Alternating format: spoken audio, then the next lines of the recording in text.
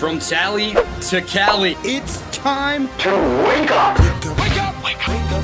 Warchant.com is your ultimate Seminole sports source. And this is Wake Up Warchant, presented by Corner Pocket Bar and Grill. One ball, corner pocket. Now here's Warchant.com's Aslan Hajavandi And Corey Clark.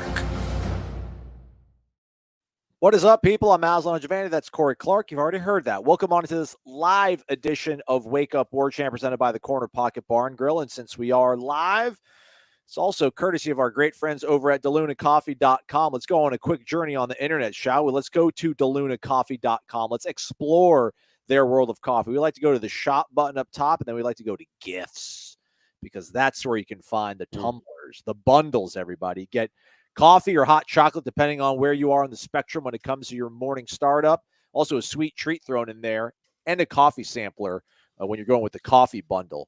And the tumbler, obviously. Right, Corey? The tumbler. Oh, absolutely. Look at that. That thing is beautiful.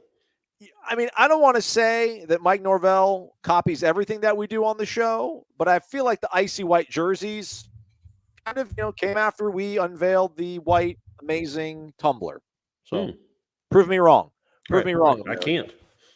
Wake Up Warchant, presented by Corner Pocket Bar and Grill. This is your Thursday podcast, which means today, in the future, as we sit here live, everybody, Wednesday, it would be bingo night. So pull out your dauber. Is that what it's called, Corey? Your dauber? Yep, your old dauber. Yeah, pull it out. Head to Corner Pocket Bar on Thursdays for bingo, Tuesdays trivia night, but every night of the week, an awesome, fun time, and then lunch specials daily throughout the week. So check out our good friends over at Corner Pocket Bar and Grill. That QR code top of the screen. You can hit that with your camera app and go right to their website.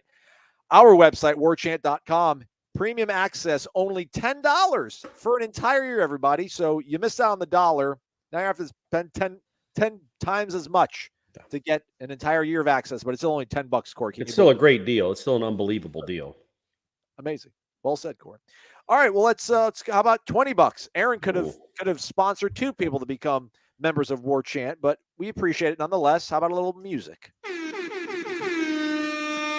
Aaron P., thank you very much, by the way, Aaron. Appreciate that, man. $20 our way. He throws Corey, says, "What's up, fellas?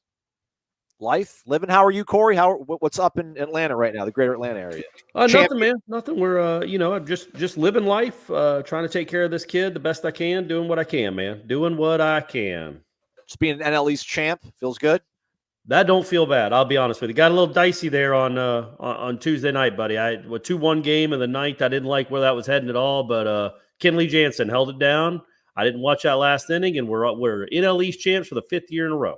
Incredible. Almost half my lifetime has been spent as an NL East champion. Yeah. All right, he needs some advice from us. Neither of us have daughters. I don't even have a child or a wife, but I appreciate it. Let's go for it, Corey. Wife and I welcomed 2 beautiful baby girls last week. That's awesome. So I'm twins then. Good luck, Aaron. Not because they're girls, just twins. You hear these horror stories about twins for the first, I don't know, man, 12 years, 16 years. I mean, it goes a long. I mean, twins are tough now. Twins are tough. It's 2 for the price of 1, but it's 2 mouths to feed, 2 babies crying. What if they're not on the same sleep cycle? Man, good luck, Aaron. We are thinking about you, buddy. Aaron, my buddy, Mercedes Mike's got twins. Piece of cake, you said. You got once you start going to 3, then you got to play zone coverage at home, but you probably will be able to get both of them into the same sort of routine. So best of luck to you. But here's the quandary, Corey, is that his wife is a Gator fan. So how should I go about winning this impending civil war for our girls' fandom? Well, I mean, you're the man of the house, Aaron. You tell them what's what. That was a joke, by the way. I'm happily divorced, as you can imagine. So I'm not the best person to ask this question. That's really interesting. A Florida State and a Florida fan growing up. I think they'll gravitate to whoever's more passionate. So if you're more passionate than your wife, like if she's a Gator fan in name but doesn't really care as much as you do, then I feel like they're going to see how invested, if they become sports fans, they're going to see how invested dad is and then ride with dad. If mom just pays attention some of the time, and if it's the reverse is true where you don't pay attention all that time, but the mom does, then I think they'll ride with mom. Corey joking about his traditional values. I won't. I'll go old school. You are the man of the house. Put your foot down. Oh, no. No, but for real, though, how about just some classical playbook stuff with give them Florida State gear? I think garnet and gold, for real, absolutely just looks better, is a more flattering color palette for most of us here in this world. It's weird that his question shows up on the screen as orange and blue. Right? What's going on there, Aaron P? They're conspiring, the Gator fans, man. They're conspiring. They're all over the place. So I would say, I don't know if you got a sister, maybe sister-in-law, find some real cute Florida State outfits, man, and get them photographed in that, looking really adorable. So when they get older, they'll do their Throwback Thursday on whatever Instagram is going to be in 2044. And they're like, oh, I was a Florida State fan back then. And they'll identify with that. So I would say also when they're 3 and 4 years old, they're not going to be cognitive enough, smart enough to if you just put in the YouTube video of the Florida State national championship game against Auburn, but act like it's happening in real time, they won't know the difference. So you can act like you're really nervous and anxious, and then go crazy when Kelvin catches the pass. That'll be burned in their brains forever, and they're always going to want to see dad like that again, and they're going to root for Florida State because of it. Best of luck, Aaron. Let us know how we can help in this endeavor. I'm here for you, man. Got to do the right thing. Our guy Nameless says, can anyone let me know how to get a question to the Renegade Express? Somebody emailed me this too. There'll be a thread on the warchant.com travel council around midnight Wednesday, technically Thursday morning. So it'll be up for about 12 hours. We'll leave it up from midnight to noon. Got to go to warchant.com. Got to be a member, subscriber, tribal council. Post your question in there. We'll try to get to it as quickly as we can. And we do try to get to all of them. Much to my chagrin. We love you, but there's so many. But we do try to get to all of them, gang. And we've been figuring it out. It's been working out the last. We've been bundling them together, like Flo from Progressive. Let's talk practice, Corey. On Wednesday, you're up in Atlanta. I was down here in Tallahassee, but you listened to all the interviews. I'm sure you definitely want to talk about Johnny Wilson. I know you did a write-up on him afterwards, a story, which was incredible. The quotes that he gave us is really cool. Yeah. I think the biggest takeaways from Wednesday's practice was speaking to Mike Norvell afterwards and getting confirmation that Jared Verse is, for all intents and purposes, sounds like he's going to be a full go. Last week, he was on that kind of limited pitch count. Amari Gaynor, fully suited and participating in practice. He'll be on the Jared Verse schedule from last week. Sounds like kind of a limited, we'll keep an eye on him, but they will deploy him against NC State. And then also sounds pretty encouraging about Robert Scott. That's the hugest pieces of news because, man, not making excuses. Everybody's hurt around the country. Everyone's dealing with injuries. Several of the teams that we've played against, we've profited from because they've been hurt. But it's going to be a real shot in the arm here getting those guys back, especially if all three of them are going to play, which Robert Scott's the most unlikely of those three. Which sounds we're definitely getting full go from Verse, and we're going to get something from Amari Gaynor. If those three guys can play and get you, the amount of reps that you're thinking in your head, Corey, how much more optimistic do you feel about this matchup in Raleigh on Friday night? It's Saturday night, but Saturday. Sorry. Yeah, you're on Louisville week. You just always think Louisville and NC State are the same team. You've thought that for years. I think I am of the opinion right now, and again, nobody tells me anything, and I'm not a doctor, but just watching what I watched on practice Tuesday, I think Robert Scott's got a decent chance to play. I do. I mean, I don't know that. We'll see. I'm sure it'll be a game time decision, and we'll see, but. I can tell you this, I feel more confident about him playing this week than I did Jared Verse playing last week. And Jared Verse did play last week. So we'll see. And look, if he can't go, he can't go. It wasn't the easiest injury to overcome. But yeah, man, I think, Jared Verse is a difference maker. Jared Verse is a potential first round pick. Getting him back for, you don't want him to play 83 snaps or every snap. He doesn't necessarily have to be Jermaine Johnson was last year. But doubling that snap count this week to 46 to 50, well, that's 46 to 50 plays. You have your best defensive player on the field. That's always a positive. That's a plus. And then the next week, maybe he's 100% going all the time against Clemson. So that just not only does it bode well for this week, it really bodes well for next week, where maybe all three of them are in position to play is the maximum number of reps they would play. Continue on to practice. Noel Fan 407 asking about it. Also, kickers. Check out my Twitter. I should pull up the YouTube video. Actually, I probably can here. Okay. But we had heard going into the Boston College week. Apparently, Ryan Fitzgerald did really good in practice, but he missed an extra point against the Eagles.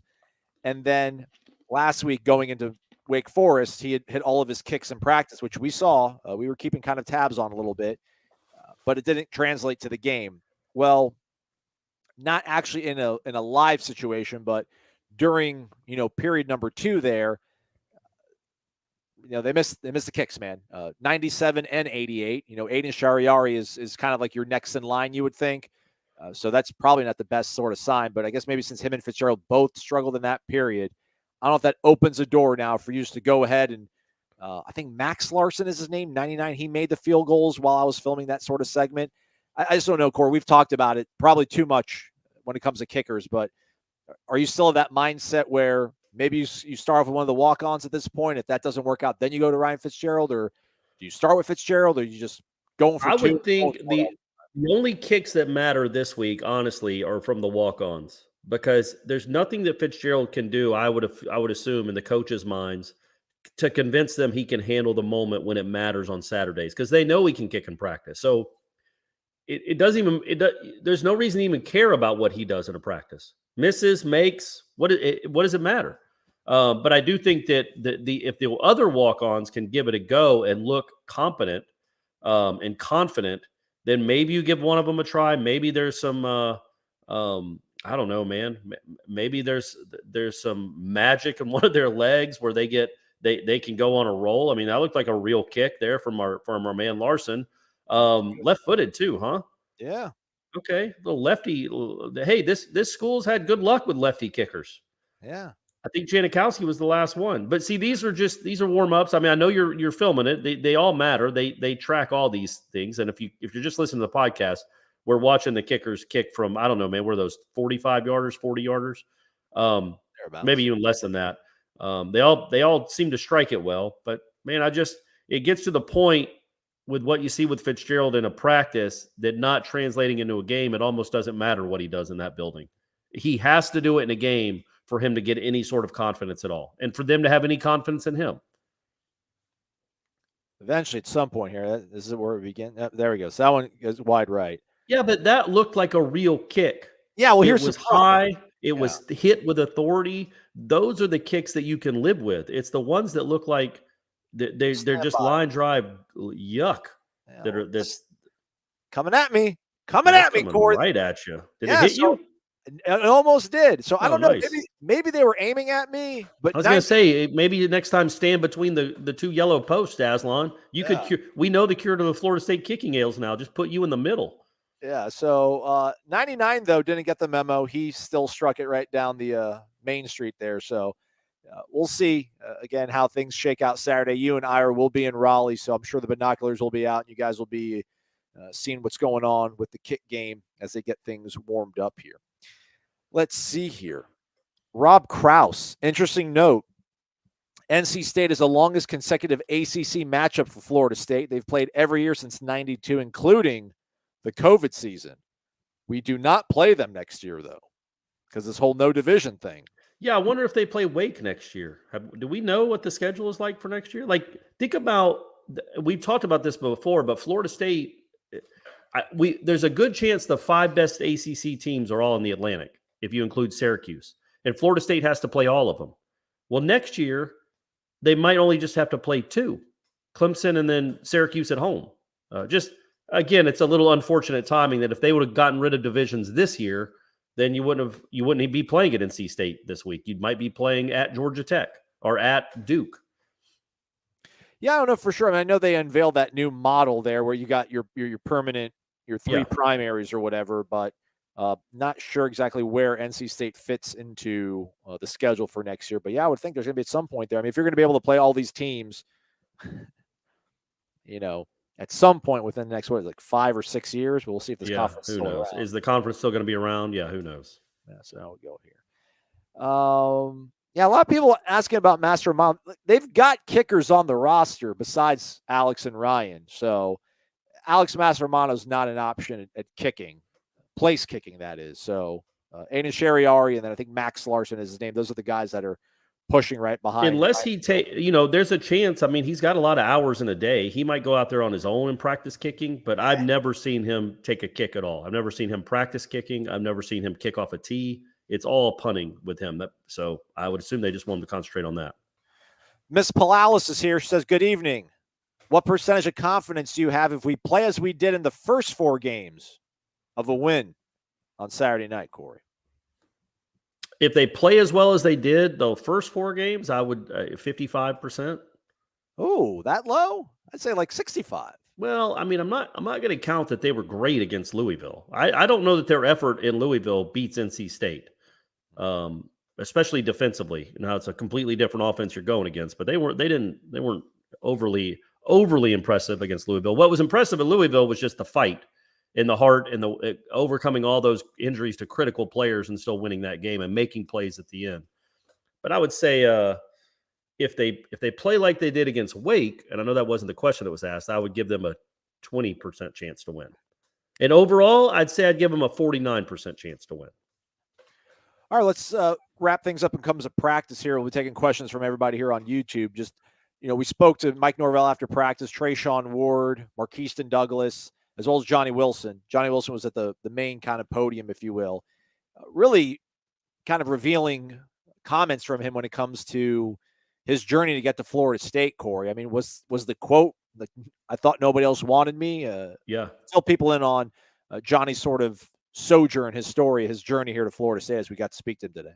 Yeah, he was asked about just that phone call with Norvell or how we got in contact with Norvell. And he said, when he was in the portal, the only school that he could remember contacting him at all or answering back a message of his was Oregon State. Like, nobody wanted me was his answer. And then he left the way it sounded like was he left a message. And so he legitimately wondered, am I done playing football? Because he wasn't going to go back to Arizona State. And if none of the big boys wanted him, was he the kind of kid? I assume this is the math he's doing in his head. Is he going to go play at a lower school if none of the other Power 5 schools want him, or does he would just rather be a regular student? And so he was legitimately wondering if he was going to be a college football player this year in 2022. He called Norvell and left a message, and then Norvell called him. I think Norvell said he called him back within 30 minutes. I feel like I remember that from an interview earlier in the year. But yeah, I thought it was enlightening for him to, like, he was truly struggling with whether he was going to be a college football player. And he also admits, like, it sounds like he clearly wasn't having the best of times in Tempe. Not many people were, but he does admit that he got less complacent. Like, he studied playbooks more, he worked harder, he drilled after practice more.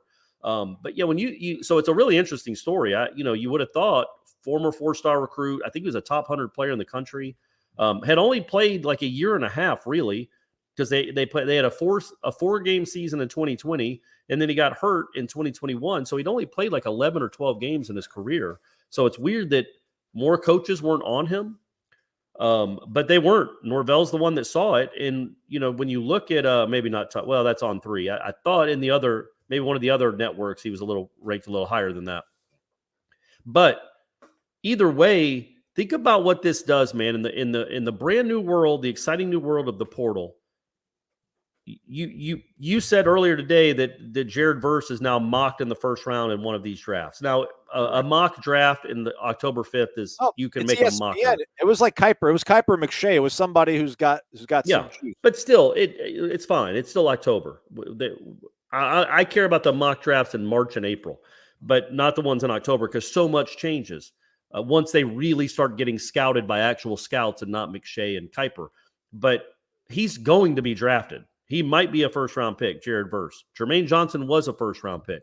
Johnny Wilson will be drafted at some point. I don't know if he projects as a first-round pick, but, man, you start thinking about the kind of groundwork that Mike Norvell is laying in this transfer portal deal now. That is a huge deal. Nobody wanted Johnny Wilson. Think about what great marketing that is. Like, yeah, sure, some people wanted Jermaine Johnson, but he wasn't a starter at Georgia. Nobody wanted Johnny Wilson. Micah Pittman was kind of an afterthought at Oregon. I don't think they thought that was a huge loss to lose him. Now they're all they're resurrecting their careers at Florida State. I just think that what that said, and let's just use, like, say, a backup offensive lineman at the University of Georgia that never gets to play.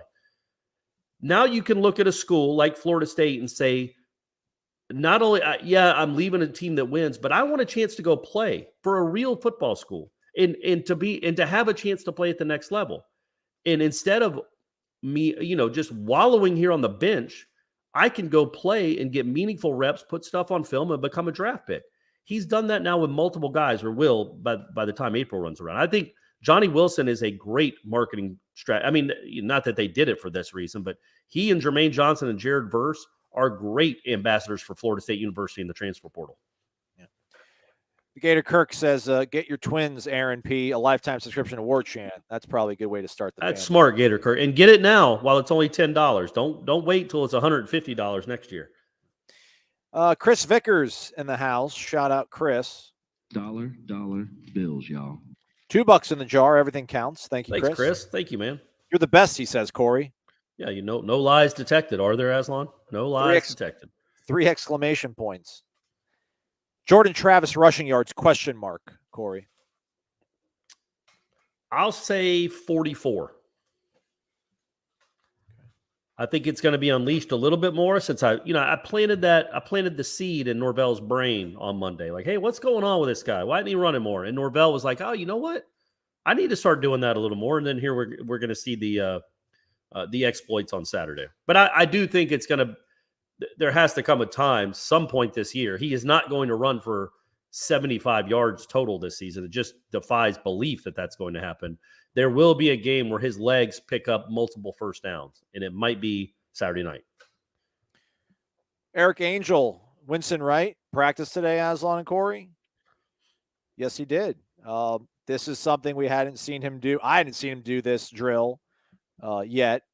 I still think he's weeks, at best, weeks away from returning. But, yeah, he was at practice, spotted today, as you see him on your screen. If you're not listening to it on the video, podcast listeners, they got a bungee cord strapped to basically his waist, the teammates holding it, and you're running back and forth, getting some resistance on a football that you're gripping onto, ball control, kind of stuff like that. So he's out back there. to the kickers. Oh, I thought we were going to watch the kickers again.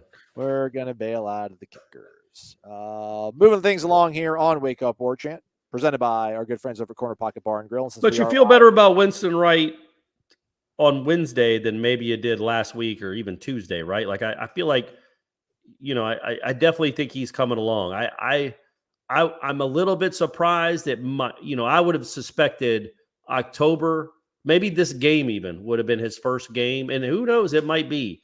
By the way, I saw him move in August, but it's still, if he wasn't going to play, he wouldn't be out there. He is still on track to play at some point this season.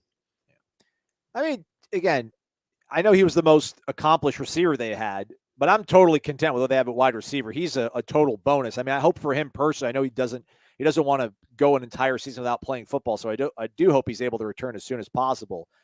But I mean, I think there's bigger fish to fry for Florida State right now than worrying about if they're going to get another receiver back, because I think Micah and Johnny are plenty good enough. Pokey's, well, especially if you don't know what he is, like how close is he to 100% if he does come back. But let's say this: if it's 100% Winston Wright, that's a big deal for your offense.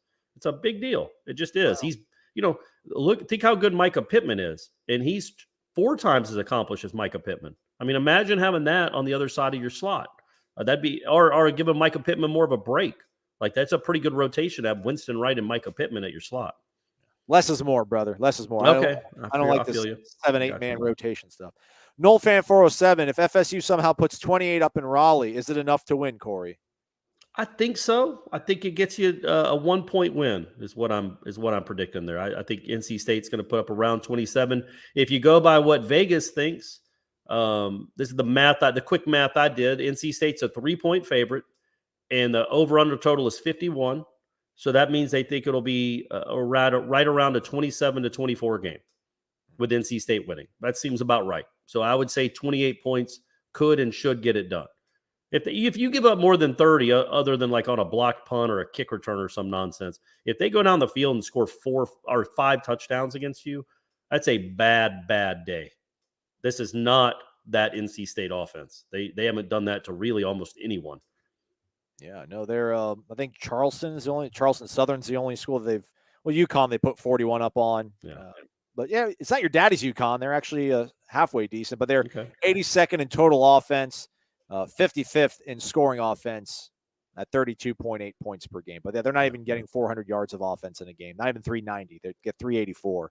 So, yeah, don't let – if you score 28 and you lose, that's something went wrong. Yeah. You will be upset. I don't know how many people are upset about the Wake Forest game. I think we're more disappointed, but I think you'll be angry angrier. Yeah, agreed. You know what puts me in a good mood, Corey Clark? Let's hear it. Let's see it. Joel Davis. Joel Davis, what? Davis, $500. Let's go. Joel wants to party. We're gonna party, man. What?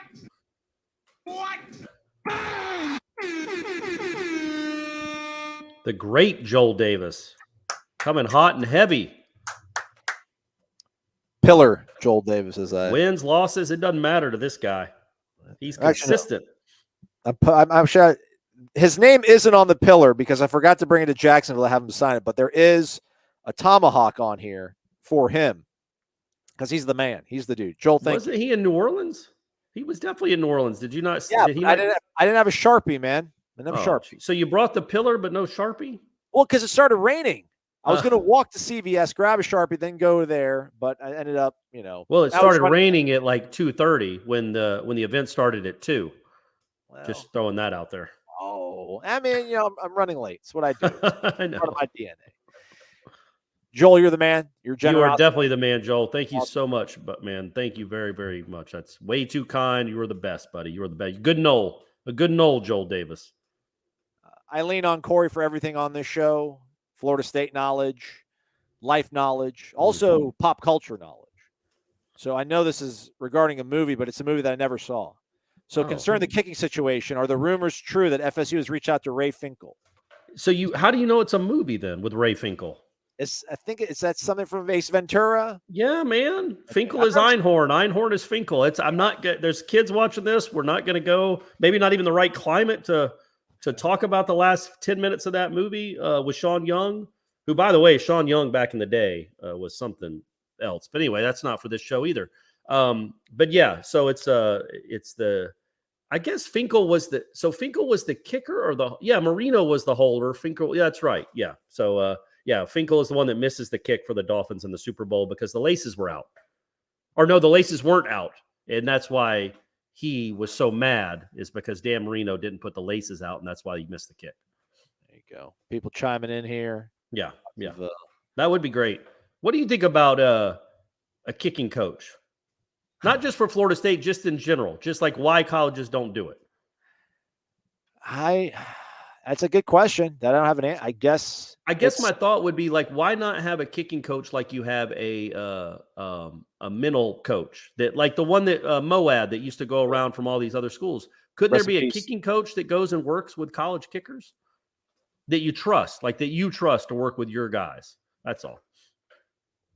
Yeah, you need to be able to troubleshoot yourself. I guess maybe that's the crazy part of that position. It's the only position on the campus that we cover where the coaches are like, "Hey, man, figure it out yourself. I don't know. Go look at a YouTube clip.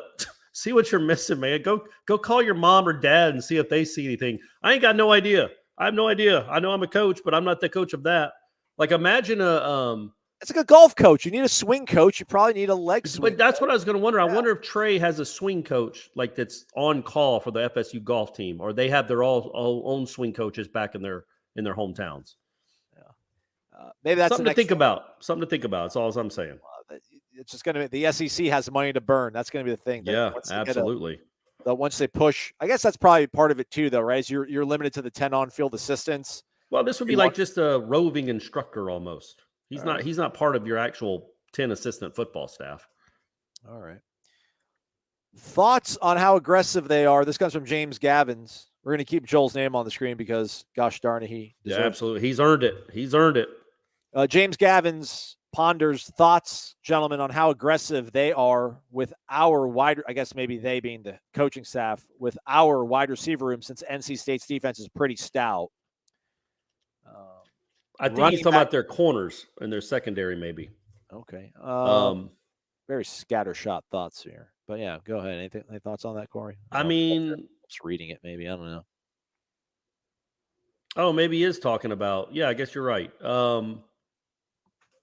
Look, man, I think you've got to hit a couple of huge chunk plays to win this game. I do not foresee your offense going down 80 yards in 11 plays multiple times and winning this game on just consistent good drives.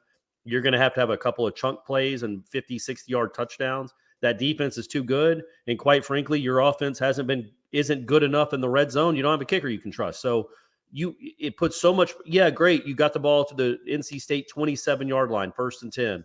What do you do now? Now is when the game starts. Now is when the drive starts, because you're not guaranteed of any points right here. Not only is your red zone offense not been good, but you don't have a kicker. You might even attempt a field goal. So that's why I think if you could get a couple of 50, 60-yard touchdowns, those are always nice, where you don't have to get inside the red zone and figure out a way to get in the end zone or get points on the board. But yeah, I would think your biggest advantage in this game, to me, is your wide receivers. And that's kind of going to be against anybody you face from here on out, I would think, at least on offense. Your quarterback's seeing it well, and you have some really talented wide receivers that can go make plays. So that I would be very aggressive with them and try to use them a lot. All right. It's winning season, everybody. It's football season. Get involved over at mybookie.ag. Use that promo code WARCHANT. Your first deposit instantly, dollar for dollar, gets matched right there on the spot. As you see on your screen, listening to us on the podcast, thank you. Florida State, 3-point underdog at North Carolina State. Over-under is 51. That's very similar. That's also the over-under, I think, on the Alabama A&M game, surprisingly. Look at that, 51 as well. But a 24-point spread. Crazy how that works. That's with not knowing if Bryce Young's going to play? Wow. That's how they set it up there. You probably know who's going to win this game and more. So head over to mybookie.ag. Use the promo code WARCHANT. Get that first deposit doubled. Parlay, single games, prop bets. It's all there at MyBookie. Bet anything, anytime, anywhere with mybookie.ag. Again, use that promo code WARCHANT. Gator Kirk wants us to work harder. Why don't we get access to see practice on Thursday and Friday for home games? I don't know the answer to that.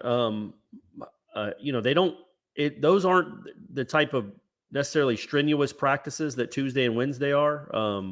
So it's not like we're missing a whole lot necessarily. Maybe Friday is the day where they really give the injured guys a go to see if they can do it. Also, they might have trick plays and game plan stuff in there that they don't want us to necessarily see. We don't see a lot of that kind of stuff. We see a lot of drill work and a lot of one-on-one work. We don't necessarily see, hey, run this triple reverse, flip it to Trayshawn, who's then going to punt it. We saw something yesterday. We saw something on Tuesday, Corey. We saw something on Tuesday. I did. And if anybody wants to know, just get up into my DMs. I'll tell you all about it. I'll tell you everything we saw. But I assume it's that, right? Like it's more game planning stuff on Thursday and Friday. And I think Friday's more of a walkthrough anyway. So, I really, in all honesty, we're probably just missing a practice on Thursday that would matter.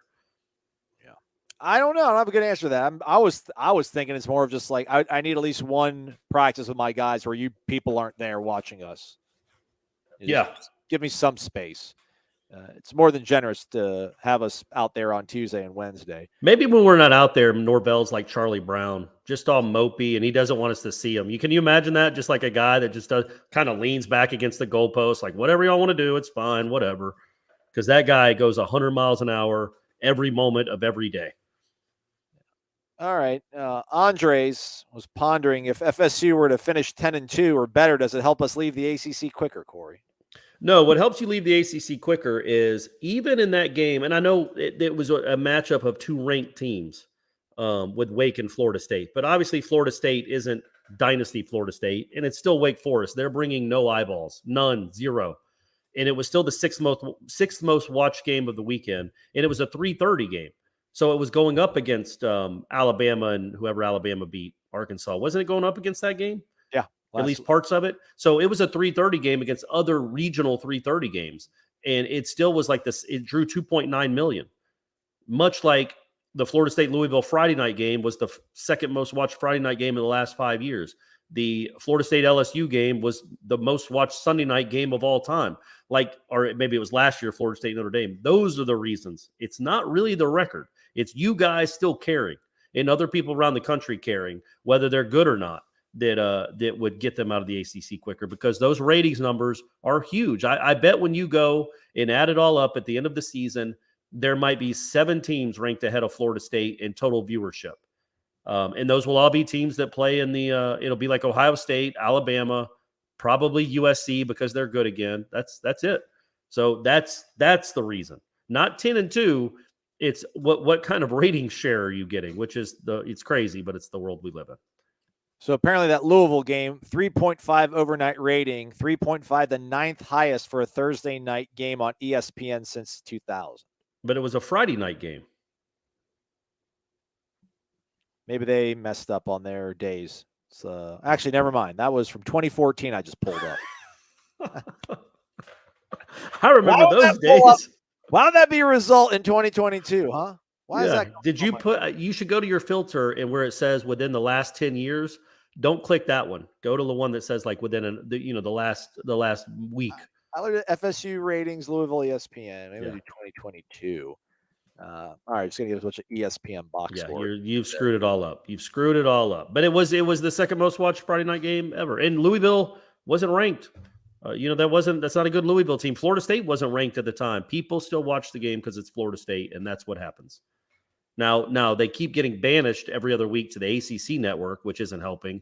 But let's watch that FSU Clemson number next Saturday night. That'll be a huge number. Again, that's what you present to the SEC and the Big Ten and say, here, this is why you want us. Excited to see this pop up on my screen, man. Our guy Mark, M. Adams CZ. You all know him. Give the man his music. Mark lives down in Naples. I've seen him on the boards. But, we're not going to press our guy about how things are going. But obviously, our thoughts with him and everybody down there in Southwest Florida dealing with the aftermath of Hurricane Ian from last week. The best news is obviously he's alive and able to do this, right? I mean, it's scary stuff, man. And he's still throwing money at us. Incredible. Yeah, it's crazy. We'll see if we can reroute that with our. Hey, by the way, shout out real quick to all of you guys last week when we did all the donations to Red Cross. I think we raised about $1,200, and then through Jeff's show on Friday, and then our happy hour show that Friday night before the Wake Forest game, I think we ended up raising almost close to $9,000 or $10,000. That every single penny went to the war chant. Every single penny went to war chant. Thanks, Kang. Gotcha. No, every single penny went to the Red Cross to helping the hurricane victims. And look, man, it's going to be billions of dollars in damage. So it's $10,000 is a drop in the bucket, but it's what we can do to help, and we really do appreciate you guys stepping up and helping us with that, because we're trying to do it. We tried to do as much as we could. Mike Norvell even saw you guys do it, so kind of implied the viewership of warchant.com here on these sites and these shows that we do. So thanks, everybody. Mark says, hey, gentlemen, I'm checking in.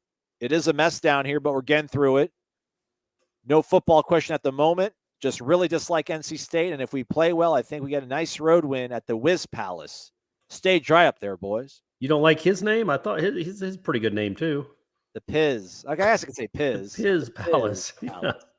All right, so walk me through. So, again, man. Thank you, Mark. Thank you very much, man. I really do hope you guys are doing well and getting through it and can hopefully get your life back normal as soon as possible.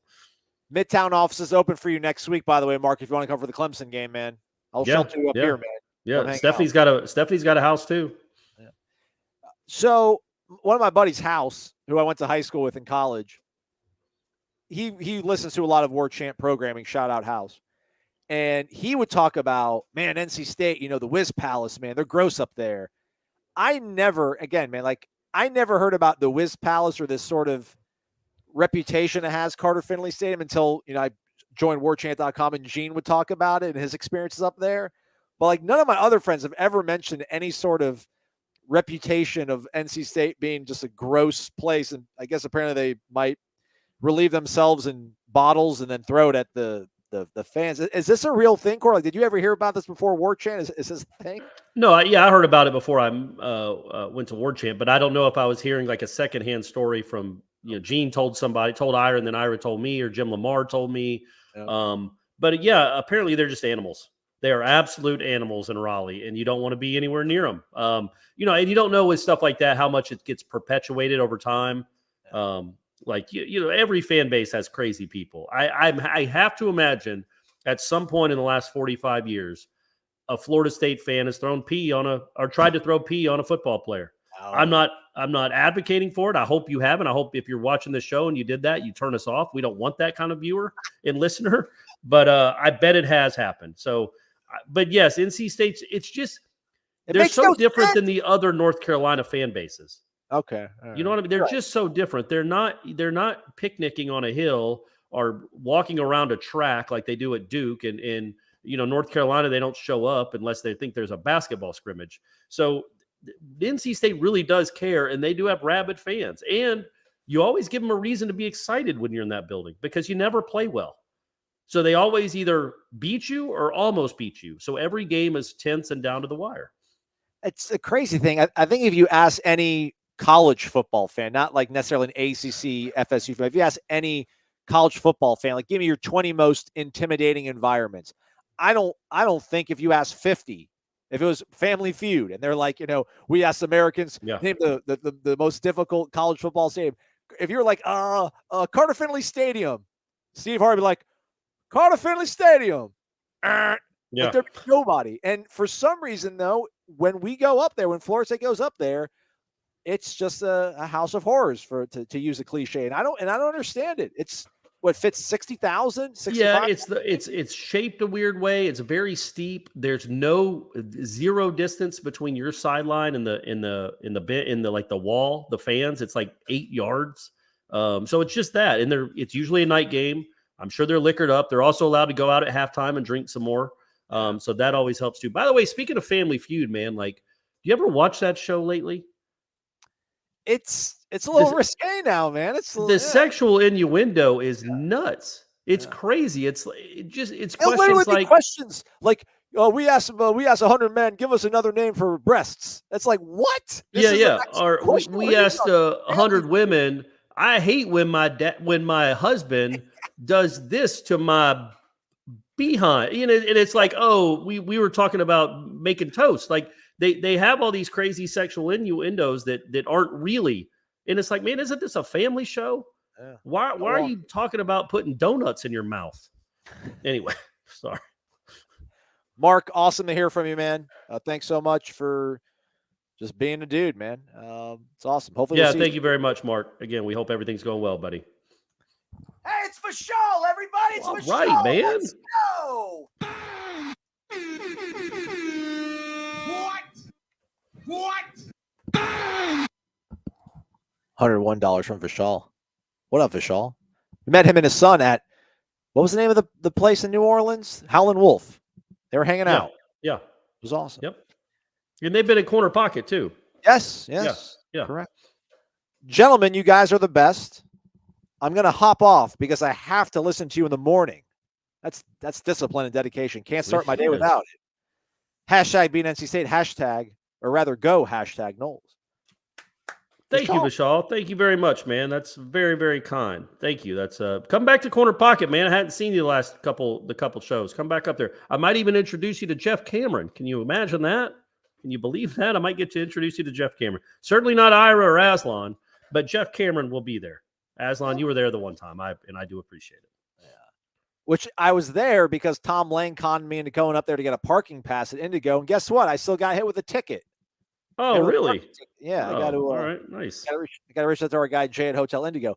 Man, parking people, dude. I got an automated piece of mail through the U.S. mail in my post box, and they took 2 different photos of my car inside the garage at College Town. It's a little bit unsettling that they go to that limit and that length to ticket you for parking where you're actually able to park. But nonetheless, if it doesn't go through my appeal, I will use Vishal's money. Yeah. To all that money's going to NIL anyway, so you're fine. You're just paying for the next great wide receiver here. Speaking of that, Matthew Ogle says, question, why are universities not just hiring elite recruiters that's all they do? And they work for universities so that if you part ways with the head coach, your class won't fall apart. Well, I'm not trying to be critical of the question necessarily or the thought process. I don't think that's a bad idea 3 years ago when you are selling your university and you're selling your coach and you're selling your program. Maybe that helps, but man, let's be honest. Number one, these 4-star, 5-star kids want to go where they can go win games, play in front of a lot of people, and go to the NFL. And they're not going to want to go play for a coach they have no relationship with. They're not going to be like, well, it is a pretty campus, and I did like the chemistry dean, the dean of the chemistry department. So I will stay. It's just not how that works. But moreover, with NIL, unless that elite recruiter is just the bag man, if that's what you're talking about, I don't know how much that would necessarily matter. I just don't. 3-4 years ago, I think that's a finite. It's something you could at least explore. But now I think almost maybe even more so than coaches. It's just, if one coach offers you 40,000, somebody else offers you 400,000, it doesn't matter how elite recruiter is at that other school. You're probably going to go chase that 400,000. Well, I think this question was kind of in the vein of why there's not a dedicated kicking coach. Like, why don't you just have an elite recruiter? And it doesn't matter how suave you are. Like, you need to get on the field. You need to get developed. You need to get paid. So there's no. But I think he's talking like an elite recruiter that would go to like a high school and be in the library for people to hear about the school itself and to come to the school and get because an elite recruiter like a James Coley or somebody, and elite because of that's basically his job at Florida State was to recruit. He's not going to be there if the coach parts ways. So that's why I thought he was talking about a university recruiter, like a recruiter for the actual university. So whatever. Oh, no. I think he means for like an actual your athletic department, like a football. Like you would have James Coley, no matter if Jimbo officially, like James Coley is in love with Florida State. He's going to stay at Florida State no matter what. Yeah. Well, that's not a bad idea. As long as you give James Coley some money to dole out. Yeah, I get that. That's not a terrible idea because you still have a connection with the school and he's bound to stay at the school. Yeah. Stay with the program, I mean.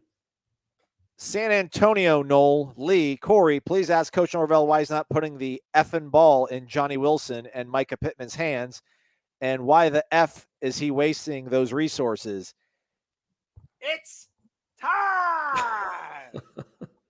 Look, they had 11 catches for 170 yards in that game, and they threw, I think Johnny Wilson had 9 or 10 targets in that game, a couple down the field, the first play of the game, late in the game where he seemed to be laboring a little bit. But, look, I think maybe the biggest development we saw in that game from a positive standpoint, other than Jared Verse coming back, is when they got into the red zone again on that final drive and they did something dumb something unproductive on first down.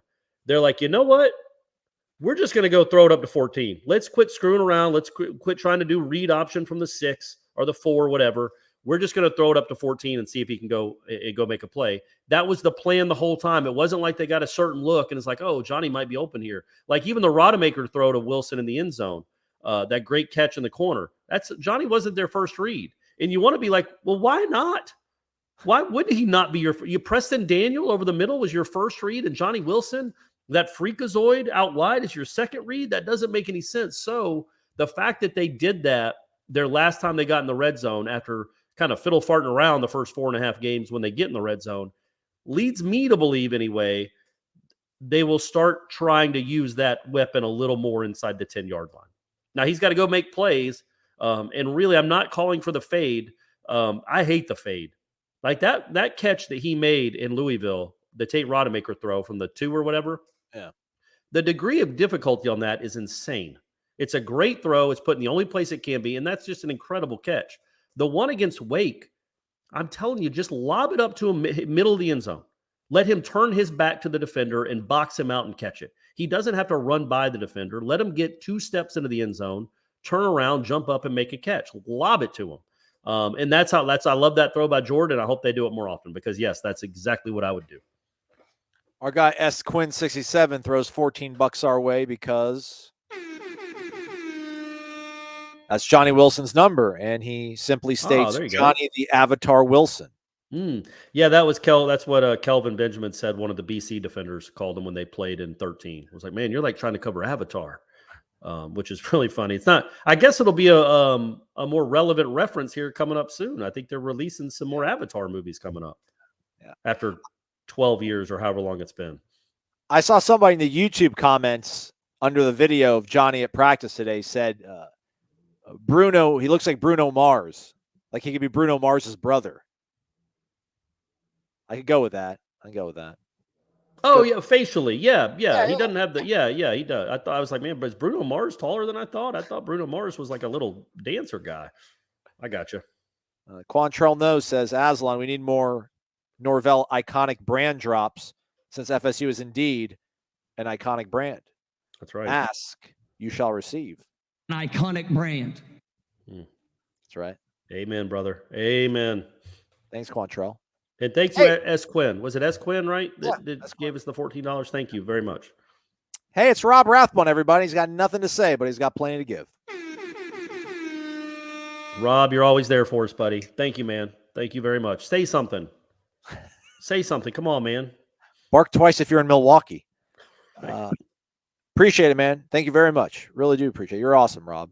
Let's see what else we got here as we go to the top of the hour here on Wake Up Warchant Live, presented by Corner Pocket Bar and Grill, as well as DeLuna Coffee.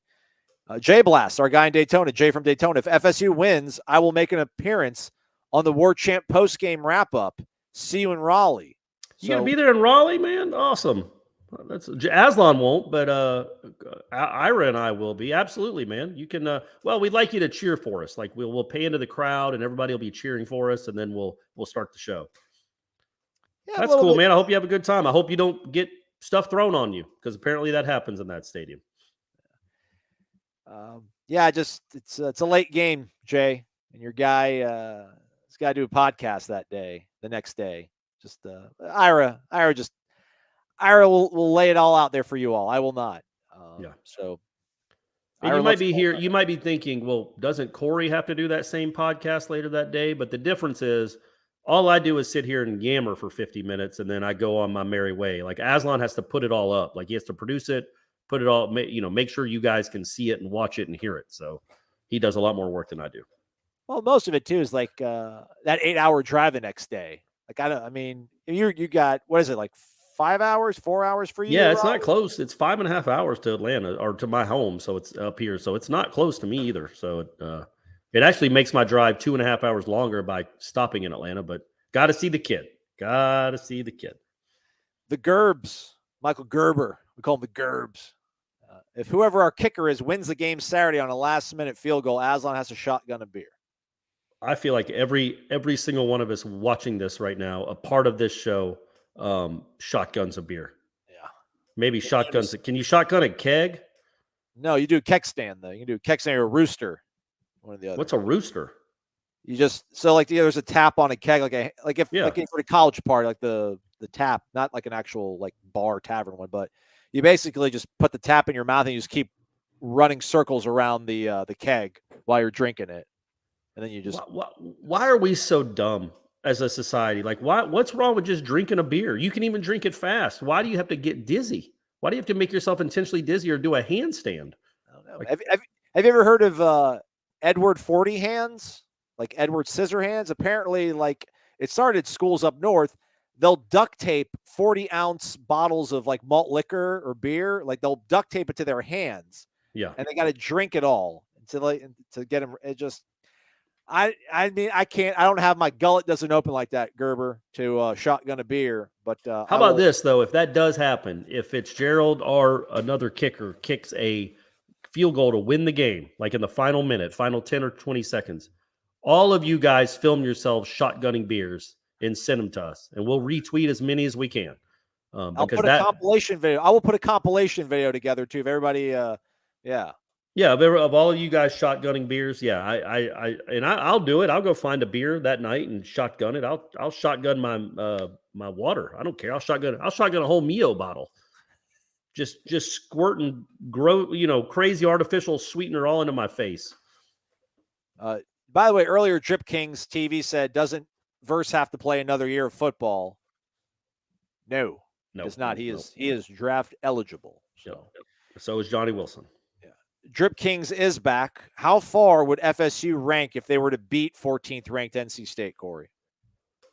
I would say they would get. Well, look. So if they win at NC State, all of a sudden it's just going to mean that NC State was overranked and not very good. That's how it works when you play in the ACC. It would not be viewed as the same win that Clemson just got credit for. That said, I feel like they get to 21, 20, something like that. I would think they jump 7 or 8 spots. I would think.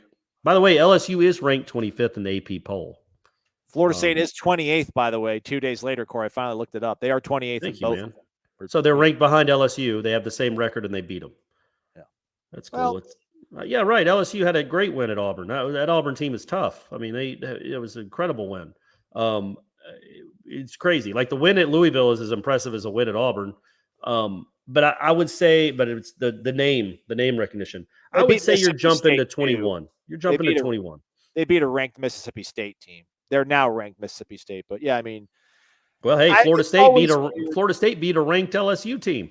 Yeah, I mean, I guess there's a statute of limitations. I'm always leery to talk about like the head-to-head when it comes to timing in the schedule because, Florida State obviously in 2000 losing to Miami, but still making it ahead of them in the BCS. Like I don't feel guilty about that. I don't. Well, that was the computers, buddy. Yeah, but I just don't like to be like, well, we beat them head-to-head. Why are they ranked ahead of us? Like, well, hey, man. No, I mean, you knew that was going to happen. LSU won at Auburn, even though Auburn isn't any good. They get credit. They're about to fire their coach. It's still Auburn, so you get credit. You get credit for that. Didn't even look good doing it, but they did win the game, so they get credit for it. But no, it doesn't matter. I mean, 25, 29, 33, 17, it really doesn't matter. I do think they would jump up. A road win at NC State, who's 14th in the country, I think you'd get to top 20, 21. Yeah, well, you got TCU does play Kansas, so one of them is going to lose, and then they'll drop a little bit. So some. Let's cross that bridge when we get there, gang. Let's cross it when we get there. Yeah, they will be ranked. I will say they'll be in the mid-20s, like somewhere 22, 23, somewhere in there. So isn't it at the high 20s? 23, 24. Oh, okay. Right. Well, talk about mid-20s when we're talking about the 25. There's only 25. There's not 30. I got you. Okay, I got you. Sorry. That's why you love me, Aslan. I say stuff like that. I'm just a smart aleck. Jamal M. I am late, but I have a question. Why don't they slide Dennis Briggs inside and Patrick Payton and Jared on the outside? That will take care of the middle. Well, they have done that some. I didn't look at the numbers on Pro Football Focus, but they do break it down, like how many times you play in the interior or on the edge. And I think Briggs was I felt like he was half and half. I think that, and Fuller even alluded to it when he talked to us on Monday that, now what they're doing with Briggs, that's how he phrased it. So he has been moved inside more. And look, I think Payton has played himself into the rotation now where it will be Payton on passing downs, 3rd and long. It really should be Payton and Verse. But it will probably be the three-man rotation of Payton, McClendon, and Verse the rest of the way at defensive end in snaps that matter. Pulling that data up. What happened, Aslan? You had it. Pulled up the wrong tab. I'll pull up the PFF stuff that Corey's talking about, which we have at our disposal at warchant.com. And Gene Williams does a stat bomb that he drops every Sunday over on the warchant.com Tribal Council. So if we look here, Dennis Briggs, we'll go all the way over to alignment snap count. So he played 34 at defensive line. Well, we know that. I thought it broke it down better than. Oh, there it is. Keep going. Yeah. Relax, big guy. Sorry. 4 in the B gap, 2 over a tackle, directly over a tackle, and then 28 outside of the tackle. So Jamal, I apologize. They do it. They did a little bit, but not nearly enough. And I agree with you. I would. I don't know that it takes care of the middle because he's not a big defensive tackle. He's not Fabian Lovett. He tried to slim down because he was going to try to be a defensive end. So he is a big defensive end. He's that great gray area where he's a big defensive end, and he's not a big defensive tackle. He's a light defensive tackle and a heavy defensive end. So it would be nice if they could figure out what they're going to do with him and stick with it. But yes, they definitely need him, I think. And his strength, because he is strong, they need him more on the interior than the outside. Gator Kirk asked, what does the team respond to Norvell's chant of eyes up with? Can't determine the response from the recap videos. I went to Tampa 2 years ago when he was doing the whole tour of Florida during COVID, I think. So this, at least what he did with the children, was that he would say, when I say eyes up, I want you to say keep climbing. So he would say eyes up, and then all the kids would chant keep climbing. So maybe that's what he has the players say, like keep climbing, but not keep climbing, because they got a little keep more. Keep climbing's a hard thing to chant. Yeah, Like, it's not succinct at all. Like, eyes up, full hearts can't lose. That stuff, that's easy to go. Eyes up, keep climbing's tough. Hey, you asked. There it is. Thanks, Rob. I appreciate it, man. Thank you again, buddy. $20 just to be a smart aleck. I love it. You're the best, man. That was great. That's right up my alley. You're speaking my language now, Rob. So Rob Rathbun came back, podcast listeners, and gave us another $20, and his comment was simply something. In all caps, yeah. Just the 7 letters or whatever it is. No, 8 letters. 9 letters? Nine letters. Terrible. You got it. Terrible. We're winding down. What was the last comment you popped up there before I jumped you and put Rob up there? Thanks, bud. Josiah, by the way, backstage, producer extraordinaire, making things run on time, deleting the spam comments out of there. Thank you, Evan Josiah. Ferguson, query. Keziah Holmes, allowed to practice, ? I mean, you could answer that. Yes, he is. He's out there. He's practicing. He's usually in a black, I think he's been wearing 6, usually in a black Scout jersey. But yeah, he can't play this season, so but he's out there practicing, but he cannot play for Florida State. So it's not a bad look for the defense to get a scout team running back like that. Right. Gregory Miranda, our guy, by the way, who was saying feed Micah Pittman all damn day. What do the black jerseys in practice mean? It's scout guys. So still a 2-for-1 right there. Yeah, and what's troubling about that is there was a cornerback that made a few really nice plays for the scout team defense on Tuesday, but he's wearing the number of the NC State corner. So he's wearing number 3, a black number 3, because he's trying to pretend to be the NC State corner that they'll be facing. And so I have no idea who it was. And there's a lot of dudes out there in black, man. A few in green too, but a lot of them in black, and they'll make a play and you have to who was that again? Who was that? Like, you have to really go do some work and figure out who it was if you want to write about them. And I'm lazy and I didn't go figure it out. But hey, man, number 3, if you're watching this, whoever you are, great job on Tuesday. Shout out to Michael Y, throwing $9.99 our way. Dollar bills, y'all. Simply just wants to add go Noles from Chickamauga, I think. Chickamauga, Georgia. Shout out. I'm not quite familiar where that is. I think it's the mountains. So north of me, but it sounds like a mountain town, doesn't it? It does. I'm with San Antonio. Noel Lee. Call me crazy, Aslan, but I want to see Johnny and Micah each get about 20 passes a game. The other receivers can have the crumbs. Okay. All right. I'm cool with it. I don't know if I'd be very popular. I mean, Ron Dugans might be like, I got some guys that are upset. So, but I do like the. Well, I will say this: there were a couple of moments, and again, Mike Norvell's alluded to it. Johnny's not 100%, so they don't necessarily maybe want to run him out there, or he's been working through some things, is how Norvell phrased it. So he can't be on the field the whole game. And look, man, when you're running 70 plays, it's just hard to ask receivers to run full speed for 70 plays, especially if you like your backups. But there were a few instances in that game, in very pressurized moments and in important plays, where I told Ira, I think I might have 14 on the field right here. This might be a time for 14. So, yeah, I don't totally disagree.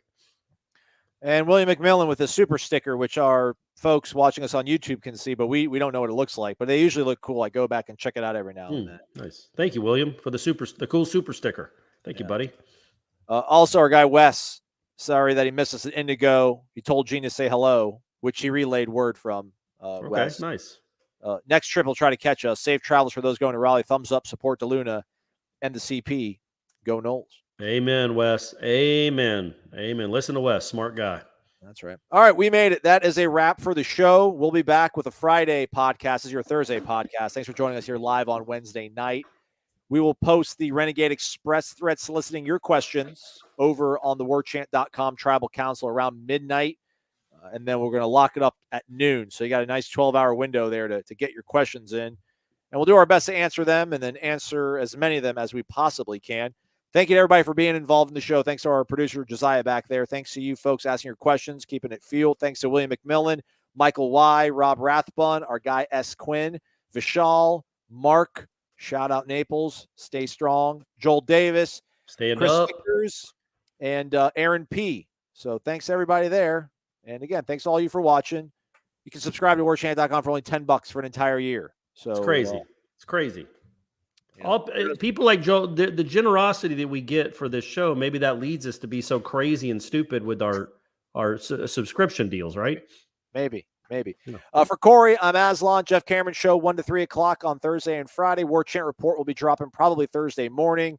And that pregame show with Jeff and Tom starts at 7 o'clock on Saturday. Warchant Game Day presented by Zaxby's. For Corey, I'm Aslan. Thank you for watching Wake Up Warchant live presented by Corner Pocket Bar and Grill and DeLuna Coffee. Have a great one, everybody. Throw some deuces, Corey. Please.